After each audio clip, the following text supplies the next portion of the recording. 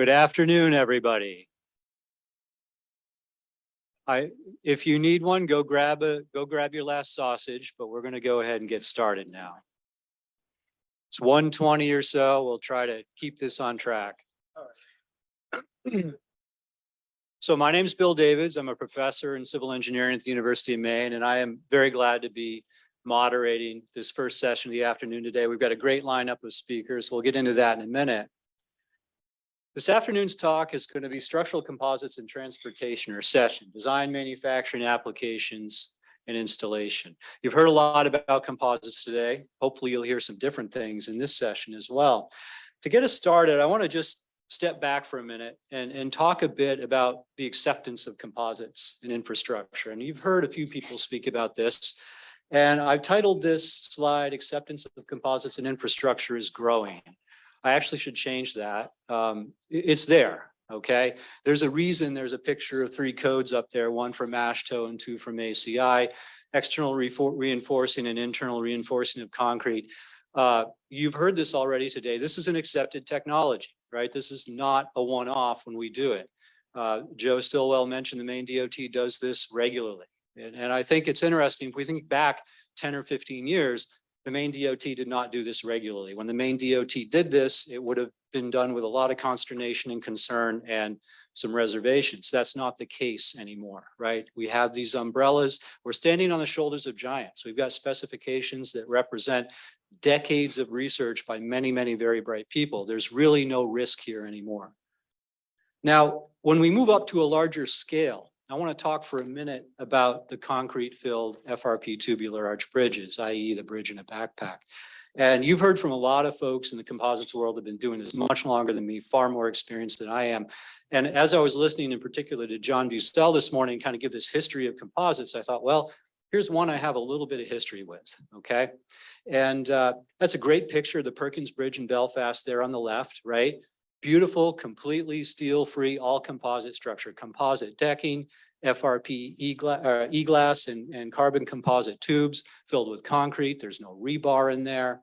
And, you know, this was a twinkle in Habib's eye in the early 2000s, right? That's what it was. It was an idea. It was an idea that got fleshed out. We figured out how to build it. That was not trivial. We made these things. We filled them with concrete. That's not a particularly special concrete, but it's not trivial either, a self-consolidating mix. And many of us did a lot of research on this, right? So Habib and Roberto Lopez Anido and Eric Landis and I, we chewed nails on different aspects of this soil structure interaction, the durability of the shell. What's that concrete like? The strength and the serviceability and the fatigue resistance of these. And then it got commercialized and AIT took it over and they chewed nails on this. How do you build these head walls? What kind of decking do we need? We went from concrete decking to the FRP that you see there. And Britt's nodding his head and he's smiling. I'm bringing back memories, aren't I, Britt? And then, you know, we developed an AASHTO design guide, right? 2012, but we're up here at large scale. These bridges are out there and they're up to 60 feet long. And we tend to think of this as a new technology, but it's not. I would argue that this is a very mature, accepted technology. It's there, okay? There are more than 30 of these out there.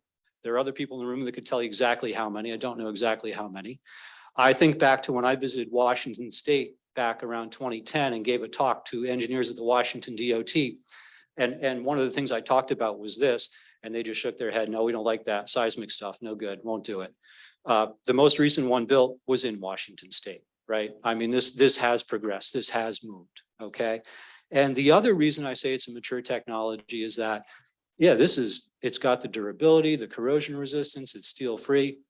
That's all great, it's very important, but this is also cost competitive on a first cost basis. This goes out there and it can beat a conspan arch or a steel plate arch when the site conditions are appropriate. Okay, it is there and there's no reason not to use it. And sometimes it really is the preferred alternative.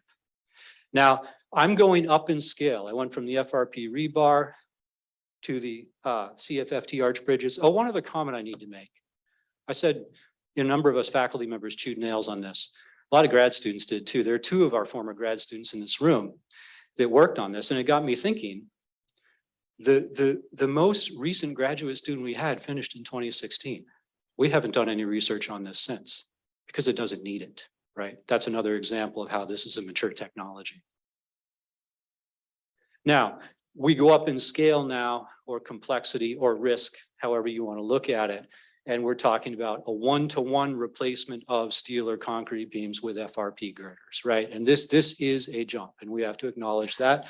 And the bridge in Hamden you've heard about, of course, but it really wasn't the first of it's the first of its type. Ours is different from the others that are out there, but there's one in Poland that was built in 2015. There's one in Texas. That one's a little bit odd. There's one in Spain. Those are the ones I'm aware of that are highway bridges, not pedestrian bridges where they have actual composite girders. Although I will say ours is the best, okay? And I'm only half joking, but it does have some features that differentiate it from all the others. But now we don't have codes, we don't have standards, right? We have to adopt strength factors, safety factors, things like that from other existing codes and standards.